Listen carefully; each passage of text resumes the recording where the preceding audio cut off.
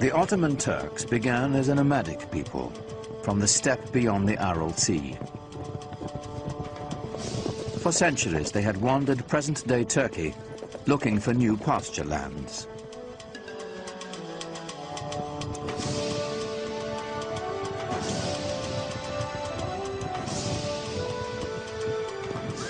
Muslim sultans had enlisted them as mercenaries to fight off the Mongol hordes.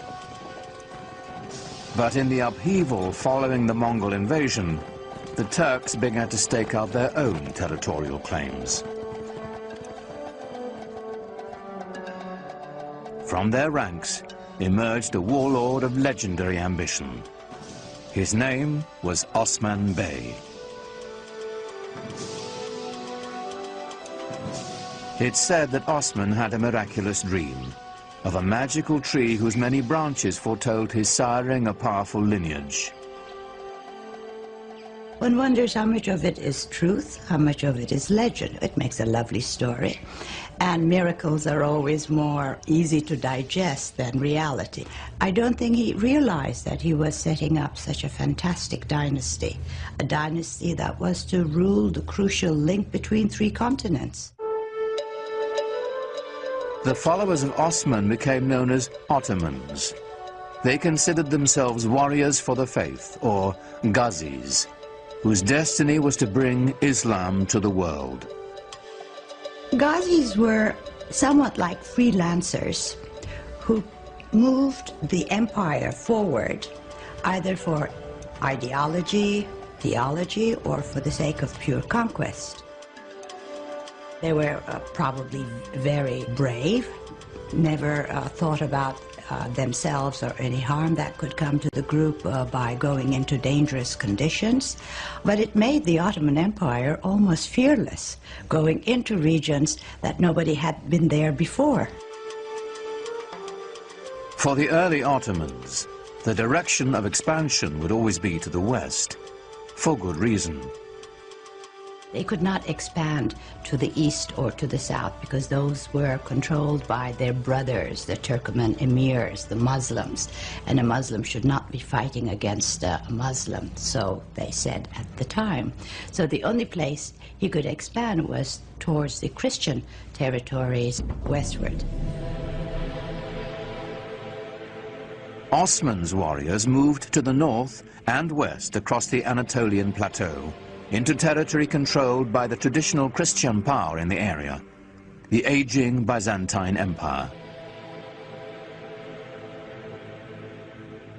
By Osman's time, the 1,000-year-old Byzantine Empire was reaching the end of its age, dwindling to an isolated stronghold in Eurasia.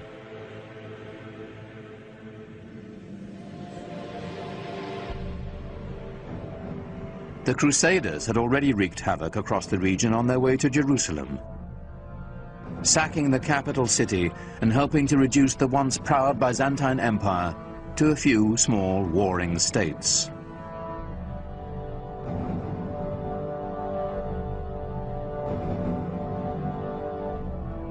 The Ottomans quickly overran these splintered Byzantine factions, uniting northwestern Anatolia into a single domain. In 1326, the Ottomans took the powerful Byzantine city of Bursa, a victory that would change the character of the Ottoman Turks forever.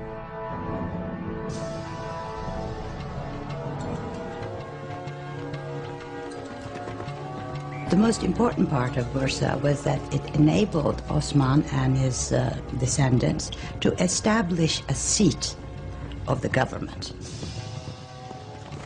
The restless nomads of the steppe would settle down to build an empire. What we're witnessing is this huge demographic event. The movement of a whole civilization from a nomadic way of life to a settled way of life.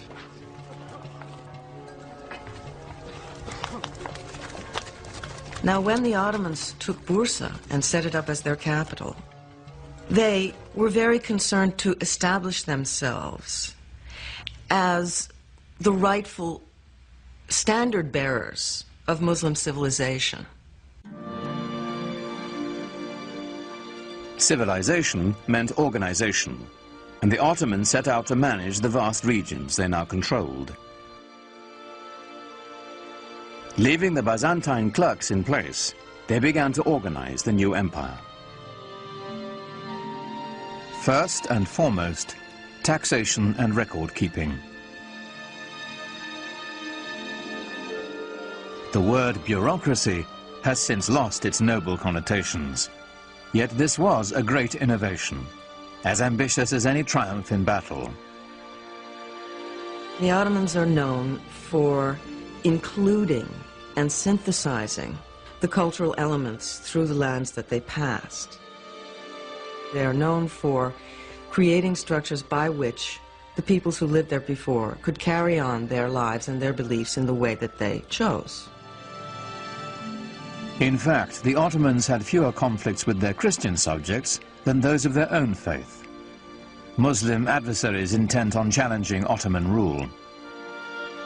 One of the bureaucratic, or let us say management problems facing the Ottomans was that there were still rival Muslim sort of proto-kingdoms around them. I mean, they were conquered by the Ottomans, but they had old grudges to bear. And they had certain claims to dynastic glory of their own, and they were constantly worried about these old Muslim families rising up and creating a rebellion. And so the story goes that they felt it would be imprudent to have the army made up of these sorts of people.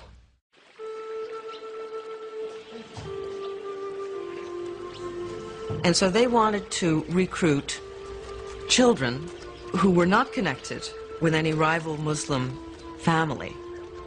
And so they went into the Balkans and they recruited primarily Christian children. This practice was called devshirme.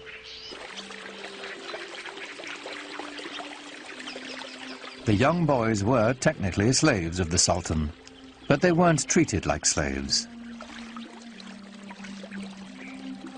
First, they were brought into the Muslim faith, taught rituals of washing and prayer, and the Arabic and Ottoman languages. This served a political as well as a religious purpose. Through the devshirme system, the Ottomans could create a caste without any conflicting loyalties to tribe or family.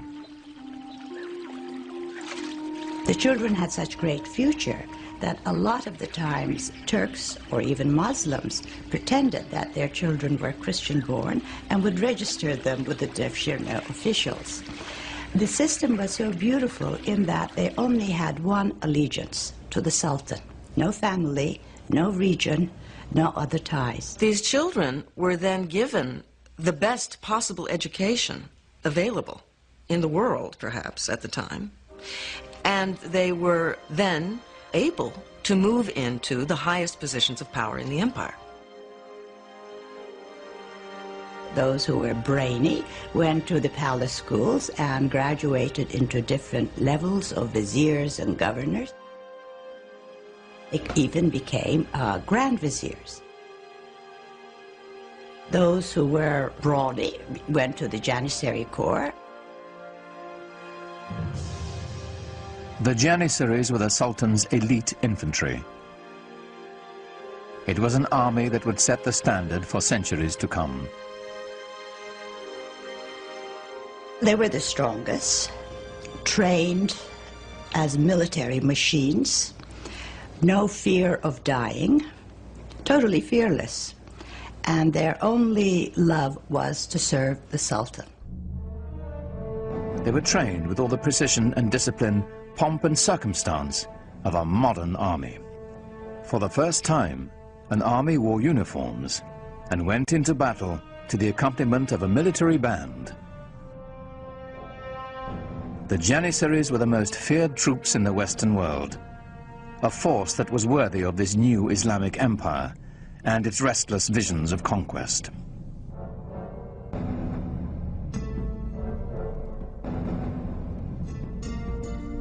By the middle of the 15th century, the Ottoman Empire spread from present-day Turkey known as Anatolia, deep into the Balkans, with one critical exception.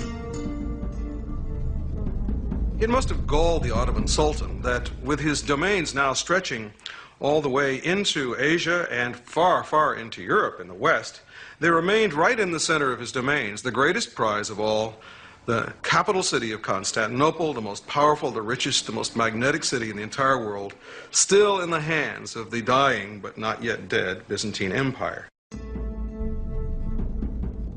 To the Ottomans, Constantinople's strategic and economic importance was considerable. Its symbolic significance was even greater. It was the city. There was no other city. If you were going to rule that area, obviously you would rule it from that city.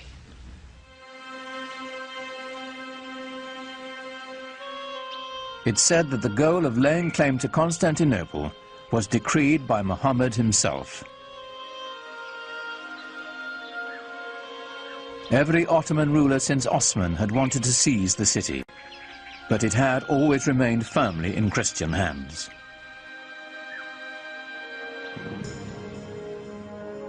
Then a sultan came to power whose dreams of conquest would not be denied. History would honor him as Mehmet, the conqueror. When he assumed the sultanate, he was only 12 years old, but he was already well versed in Ottoman politics. To remove any threat of competition for power, he had his half-brother strangled. The empire always meant everything, more so than the family. In order to stop the empire from splitting, as had happened to other Turkish dynasties ruling the Islamic world, when a young man became sultan upon the death of his father, all the other brothers had to be eliminated. This prevented segmentation of the empire. It may have been cruel, but it worked for the Ottomans. When on the death of his father he finally then took over, it meant an enormous change in the policy and direction of the Ottoman Empire, in the direction of a much greater energy. Mehmet immediately set his sights on the one prize as grand as his ambitions. Mehmet had to conquer Constantinople. There was no other choice. Constantinople was sitting like a perfect gem or a perfect fruit waiting to be picked. By the middle of the 15th century, the city was a shadow of its former self. The population had plummeted from 400,000 to a mere 50,000. But a besieging army would still be at a tremendous disadvantage. Constantinople was surrounded on 3 sides by water and massively fortified.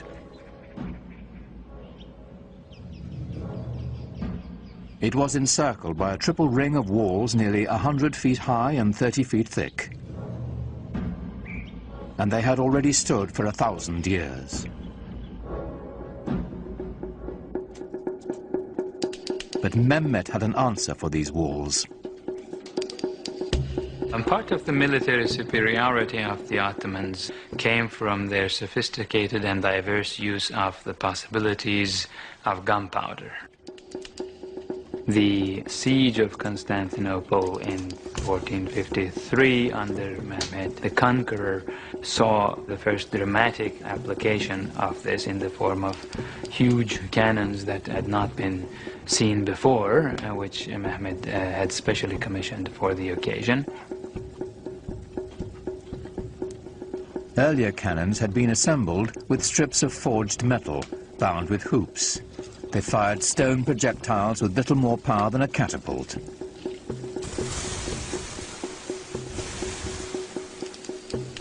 A new breed of cannons could be cast of solid bronze and packed with enough gunpowder to propel metal cannonballs with staggering force. But Mehmet was not staking his hopes on cannon alone. The mile-wide channel of the Bosphorus Strait was all that connected the city to the Black Sea. If he could cut it off, Constantinople would be at his mercy.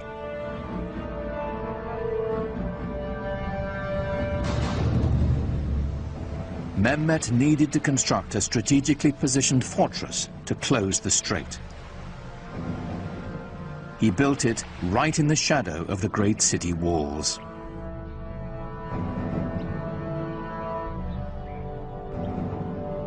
It took less than 4 months to build a massive 7-towered citadel called Rumeli Hisar.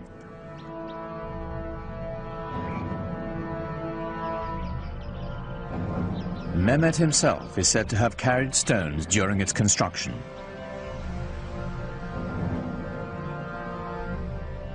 No sooner was it completed than he tightened his noose around the neck of the Bosphorus.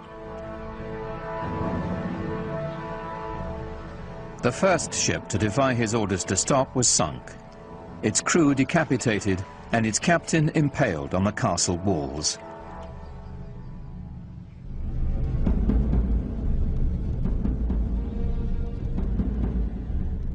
To stop Mehmet's ships from approaching, the Byzantines strung a massive chain across the strait.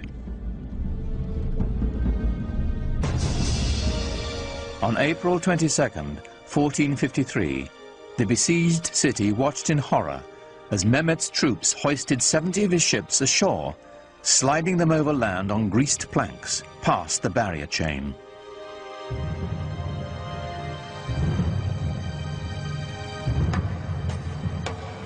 More than 100,000 Ottoman soldiers now stood before the walls of Constantinople, braced for the greatest bombardment the history of warfare had ever known.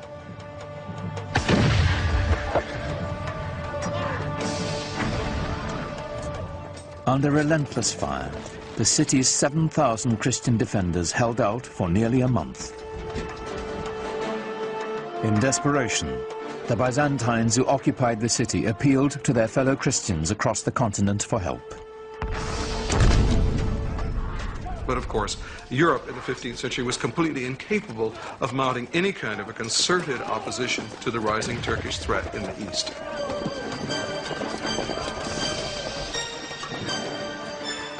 At that time, the kings of Europe had military and political problems of their own. Constantinople would have to fend for itself.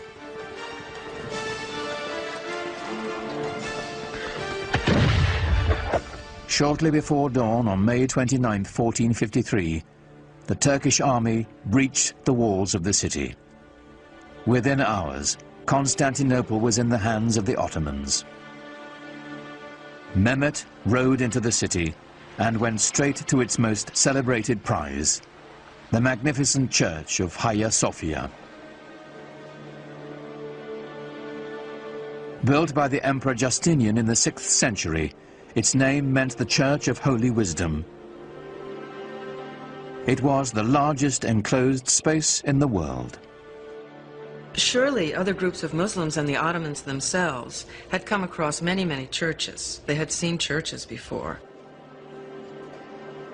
But they had never seen anything, nobody had ever seen anything like Hagia Sophia.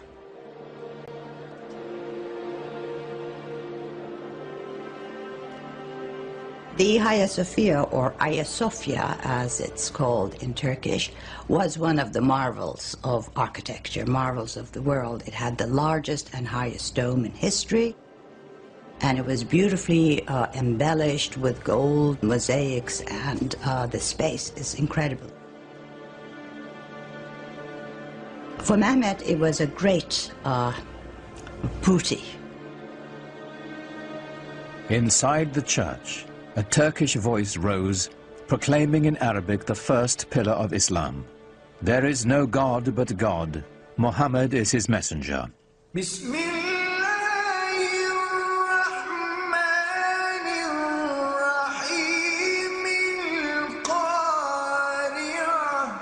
The single greatest church in Christendom was now a mosque.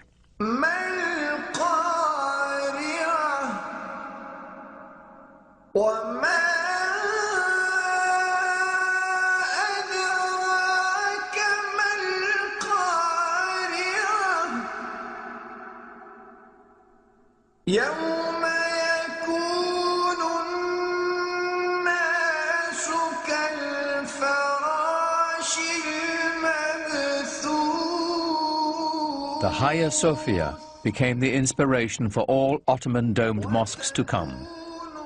But none would ever match its size and scope, and it belonged to Mehmet the Conqueror.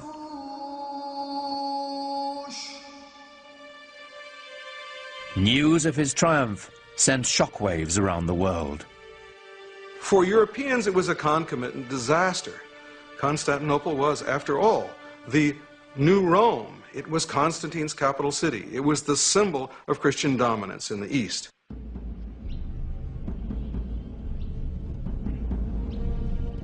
The Ottoman rulers had long stacked up titles for themselves. Khan, which is Turkish for emperor. Shahi Shah, Persian for king of kings. And Sultan, the Arabic word for ruler. But now, with all the former Byzantine Empire under their command, Mehmet and his successors claimed yet another title, Holy Roman Emperor. The Ottomans had reached the gates of the West and were poised to push on towards what they now claimed as their ultimate destiny, the conquest of Europe. That quest would fall to the most legendary sultan of all. He was born at the beginning of the 10th century by the Muslim calendar, and he was the 10th sultan descended from Osman. He was a child of destiny, whose greatness was expected. In the parlance of the day, he was the Sahib Quran, the universal ruler, the master of an auspicious conjunction, whose coming has been foretold, whose identity is confirmed astrologically. His name was Suleiman, after Solomon, the wise king of the Old Testament. The Ottoman Empire would reach its apex under Suleiman's reign.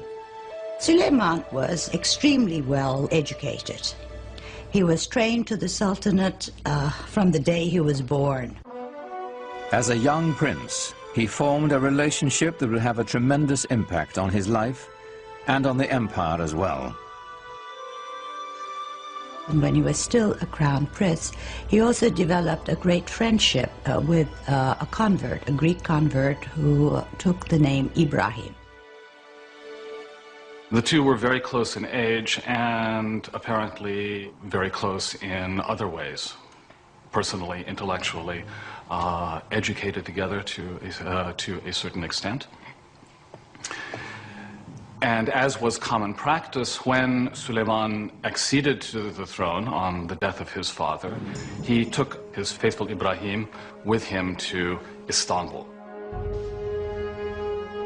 Suleiman was 26 when he took the throne, determined to make his mark on the world, as soon as his ministers would let him.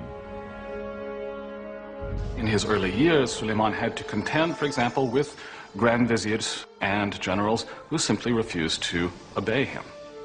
Feeling, apparently, that here was a 26-year-old kid who had never seen very much in the way of action and hadn't done very much to show that people ought to, in fact, obey him. The way to prove his mettle was on the battlefield. Every new sultan was expected to begin his reign by expanding the empire. Ottomans now controlled Kurdistan, Egypt, and the holiest cities of Islam, Mecca and Medina. Suleiman set his sights on Belgrade in Hungary, the stepping stone to Europe. He was the head of the Ottoman dynasty, and he had certain duties to perform. One was conquest, and the first task Suleiman took upon himself a year after he ascended the Ottoman throne was to head towards Belgrade and capture it.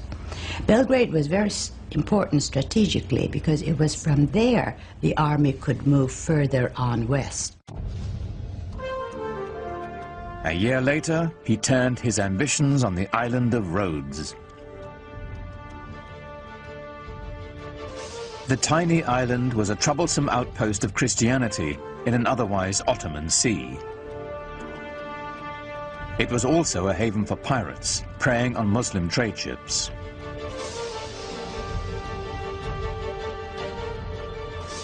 The 50,000 defenders of Rhodes manned one of the strongest forts in the world. Suleiman decided on a tactic other than relying on gunfire from his huge cannons. A new tactic, seldom used until that time. The Ottomans are the first major force to actually develop new ways of harnessing gunpowder to the cause of military expansion in creative ways. Ottoman sappers dug out a series of 50 tunnels near the base of the fort so they could mine its foundations.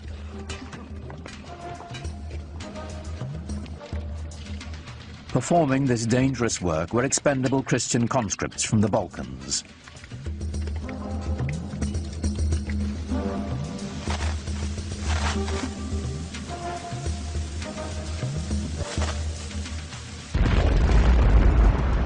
The resulting explosion signaled a furious 6-hour Ottoman assault. But the Turks were beaten back. Then, after 145 days of siege, the exhausted Christian defenders finally negotiated a truce. The Ottomans had won.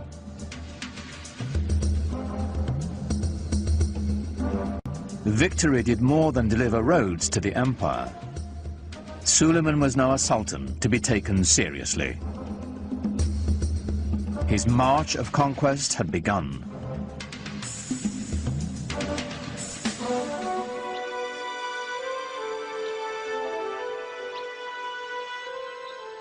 Europe grew to fear the name of Suleiman. But within his own borders, he had another reputation. Islamic history remembers him as Kunan, the lawgiver. Ottomans were really bureaucrats in full sense of the word. They kept every single record, and in order to control the different peoples who participated in the world of the Ottomans, they had to have very carefully sorted out legal systems. Under Suleiman, a single legal system was defined for the sprawling empire. His laws would later become the basis of constitutions for several other nations. Well, Suleiman was the supreme monarch of the area. He was the center of the world.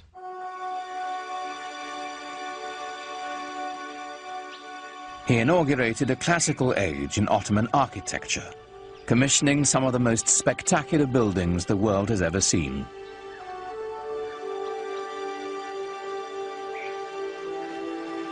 Suleiman was in a unique position of wealth and of consolidation, and he focused his attention on developing monumental architecture to commemorate his great dynasty and himself. Great religious architecture can really give people a sense of what is at the heart of the faith. Grandeur and majesty are the things that come to mind when Muslims think about God. A building that is grand and majestic can immediately remind people of the glory of God. Suleiman's chief architect, Sinon, was a man whose vision perfectly complemented the empire builder. Sinon perfected the signature structure of Islam, the domed mosque. His career spanned half a century and produced well over 300 buildings, including the refurbishment of one of the most important monuments in Islam, the Dome of the Rock in Jerusalem. But for the Sultan, of course, he built his masterpiece, the Süleymaniye Mosque in Istanbul. It is truly befitting Sinan, who is called the Great Master. These buildings were horrendously expensive, huge things that took many, many years to build, and a great deal of architectural talent and engineering skill and engineering experience. When they built a mosque like the Süleymaniye, they were doing it to say, yeah, I've got the power, I've got the money, I am the Sultan, I'm the King of Kings.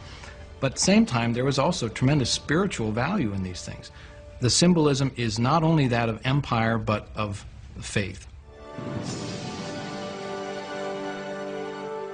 In the spirit of Muhammad's teaching, the Great Mosque was a center of social services, complete with a hospital, school, and library. At its inauguration, it's said Suleiman gazed at it with awe and exclaimed, "O Solomon, I have surpassed thee."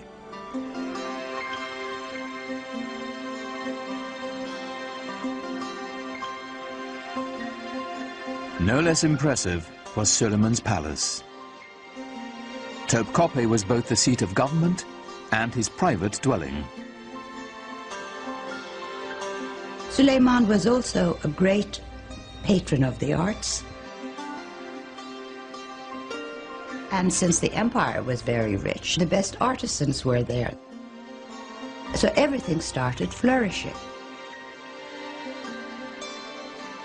The architecture or the arts of his period show the first golden age of the Ottoman world.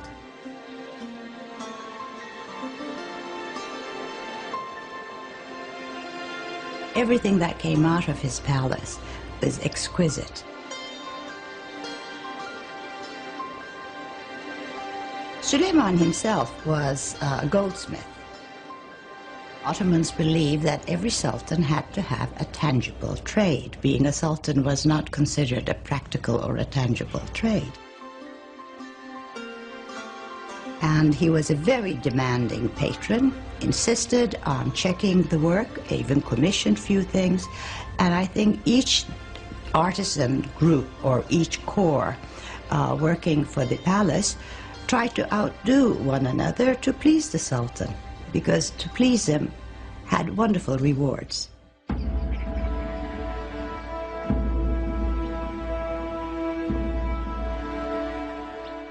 And the Ottomans, of course, exercised quite a lot of influence on the European imagination, and the royal and the political, if you will, ceremony and pomp of the Ottomans was such that it would have humbled any citizen of the known world then. This was arguably one of the greatest world empires, and European observers could not walk away without feeling of respect for the sheer power of the Ottomans. In public, Suleiman required that all those around him remain completely silent, while he made his wishes known with the slightest nod or gesture. It must have been a tremendously impressive sight to see the courtyard of the palace filled with some 6,000 or 7,000 janissaries and other functionaries, no one saying a word. What was going on here was the creation of a sovereignty so mysterious and yet so far-reaching as to be seen as nearly divine. As Suleiman's power grew, his lifelong friend Ibrahim rose in the court structure. And Ibrahim Pasha, who became a Pasha later on, became his devoted Grand Vizier. In fact, Ibrahim married his sister. So they were not only good friends, they were also related.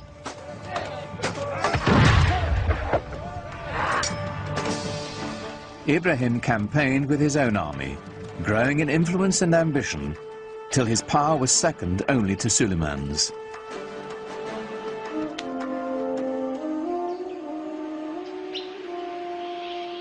But for power and ambition, the secret world of the Sultan's harem had no equal.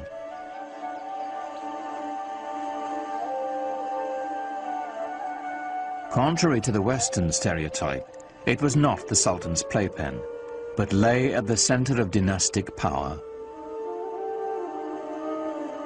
The harem was the private quarters of the Sultan. We tend to think of the harem as where the women live, but what it means is the place where you're not on display. Home is what it means. Islam allowed the Sultan 4 wives and many concubines. It was a system designed to produce heirs, is what it was. when you look into the actual details of how these things were carried out, it was hardly anything terribly erotic. I mean, the Sultan did not have much choice in his selection of female companions. The Sultan was not in a position to look around and say, I want her, you know, because his mother would have a lot to say about it.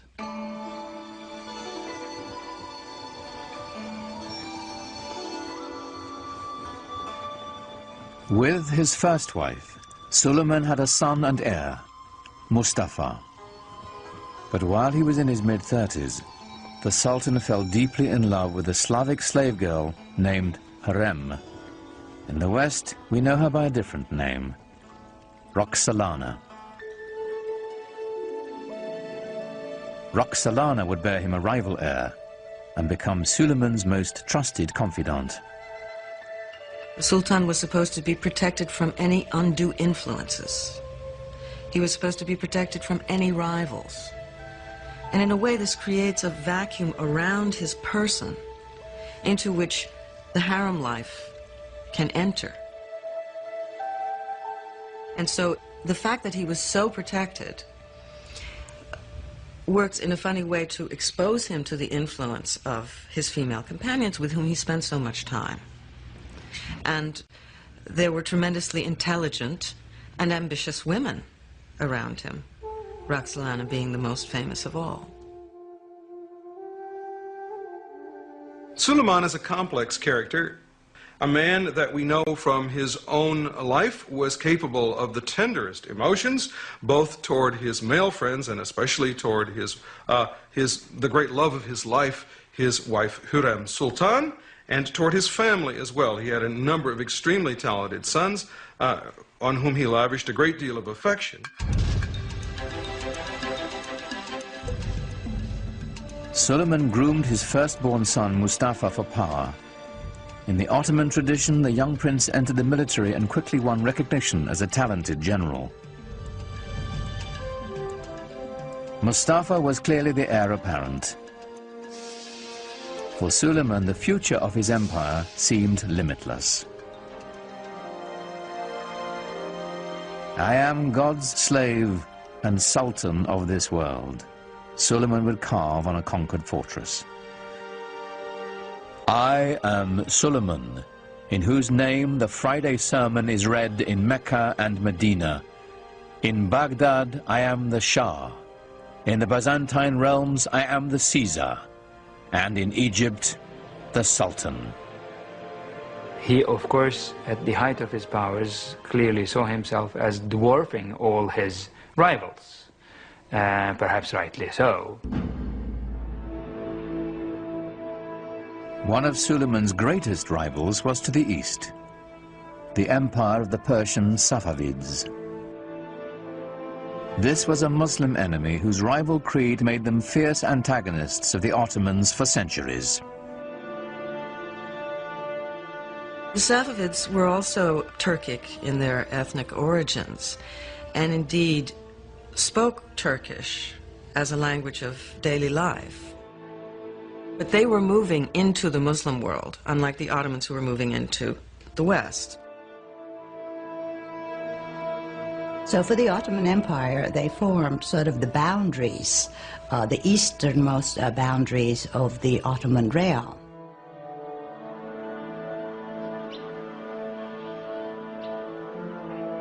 The Safavid dynasty was Shiite Muslims, bitter rivals to the Sunni Ottomans. According to the Shiites, a leader had to be designated by his predecessor and had to be of the family of Muhammad. According to the Sunni view, it was not designation that was necessary, and a person could be a leader of the community without being a direct descendant of Muhammad. This challenge to legitimacy is the basis of the Shiite-Sunni split, a bitter division that still separates the Muslim world to this day. And I would say the Ottomans never really thought of themselves so much as Sunni until the Safavids came forth as this rival Shi'i. So the Safavids developed a rival ideology to the Ottomans, which then became an occasion for war over, of course, what wars are usually fought over. Wars are fought over land, over wealth, over territory, over prestige. And the Safavids waged a war of ideology in eastern Anatolia, which was always, for the Ottomans, the most worrisome part. The terrain is difficult to conquer, difficult to control. The Safavid military was formidable, but there were cultural rivals to the Ottomans as well. They were great patrons of the arts. I think we know them more for their artistic patronage than of their great conquests and laws and systems and administration. When you look at Isfahan, it is the most beautiful city in the world, and that is the Safavid city, it's the Safavid capital. But it doesn't give you the same sense of power that the Ottoman Empire had, or the Ottoman capital had. It's a different sense of power. It's more eloquent, perhaps, more precious in its decoration and its ceremonial spaces. It's a totally different aspect of Islam. Safavi art and architecture is on a finer scale. It's known for its filigree. It's known for its intricate brushwork, you know, rather than for its stunning scale. In the soaring palaces of the Safavid Shahs, murderous intrigues against Suleiman and his dynasty were hatched that would reach into his very household.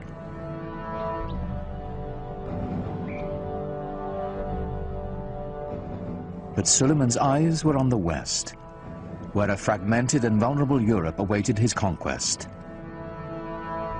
The Ottoman Empire encompassed everything from Egypt to Kurdistan, and he now had Hungary as well.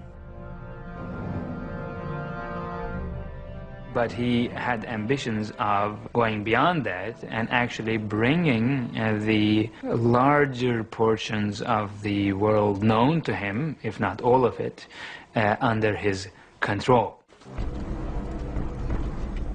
Suleiman's next step would be Vienna. Its conquest would drive a dagger into the heart of the European Habsburg Empire and open the way to the west. But as the heavily armed Ottomans set out for Vienna, the weather turned against them.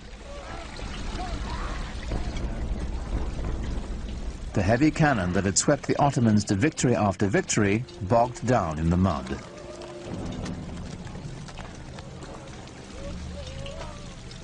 Suleiman had to move on without them.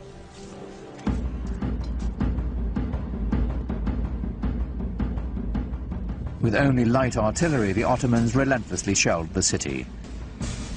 But the smallest breach was ferociously defended. After a lengthy siege, with winter fast approaching, Suleiman withdrew his forces. He was not concerned. He was sure he would return soon enough. He never did. Suleiman's failure to take Vienna was pivotal for Europe. It was the first major defeat after a long time. The Europeans had been losing and losing and losing. And this was the dawn of a new day for Europe. But Suleiman had little to fear from Europe. Rival Muslim Safavids and his own family would bring the cruelest of sorrows to the Sultan, and ultimately to his empire as well. Suleiman, in some ways, serves as a sort of epitome of the 16th century idea of the wise and just ruler who was at the same time a very tragic figure.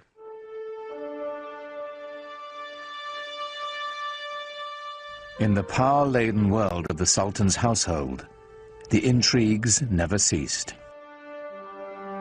The Topkapı Palace, as it was originally conceived, had no quarters for the ladies. The women lived in what was called the Old Palace. But Hürrem always complained about her husband, as most wives would, spending too many days and months campaigning outside the capital. She kept saying she feels very lonely and the children miss him. Well, surprisingly, there was a fire in the old palace, fire in Hürrem's quarters. So she had to be moved to the Topkapı Palace temporarily while her old quarters were being renovated. Well, she moved in and never moved out.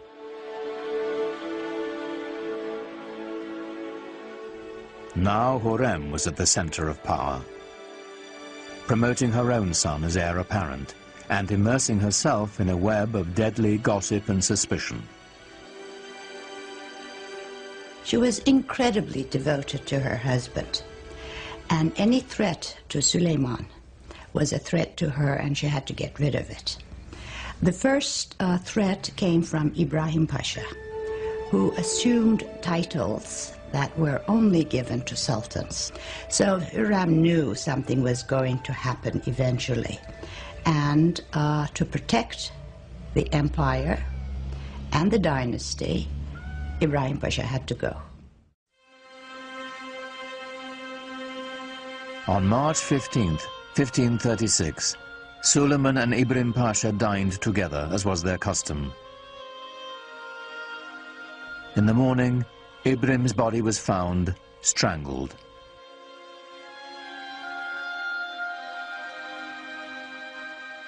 But Suleiman's desolation and loss had only begun.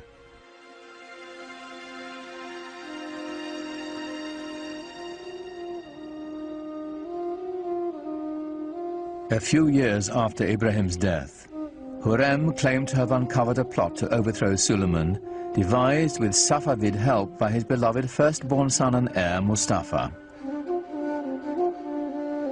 This is a continuous problem in Ottoman history, sons trying to eventually replace their father.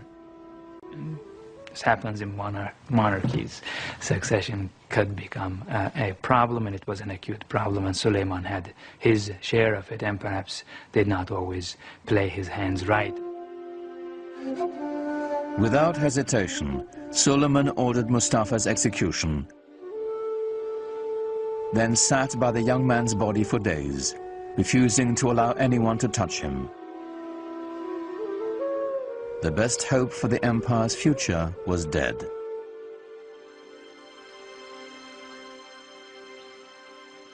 When Hürrem herself died the following year, Suleiman fell deeper into despair, finding solace in his poetry. Most of the poetry, I think, was written after he lost his wife, since he talks about the loneliness of being in office, that he has nobody left anymore, and he's dying to join her. Even if your reign on the imperial throne seems everlasting, don't be taken in. One day a hostile wind will blow and bring to your land of beauty heaven's misfortune and deepest suffering. In all his loneliness, there was only one refuge for the Sultan whose power, like his sorrow, seemed limitless. He returned to the field of battle, to the work of conquest. He personally led 13 campaigns. The last one was at Szigetvar, which is in Hungary now. I think he knew that this was going to be his last campaign. He personally led it, knowing that he would not come back alive. In 1561, the man who had ruled the empire longer than any other died in his grand war pavilion, surrounded by his generals. He was 67. No Ottoman Sultan would ever achieve his greatness again. The nexus of world power would move from the Mediterranean Sea to the Atlantic Ocean and the New World, slowly leaving the Ottomans behind.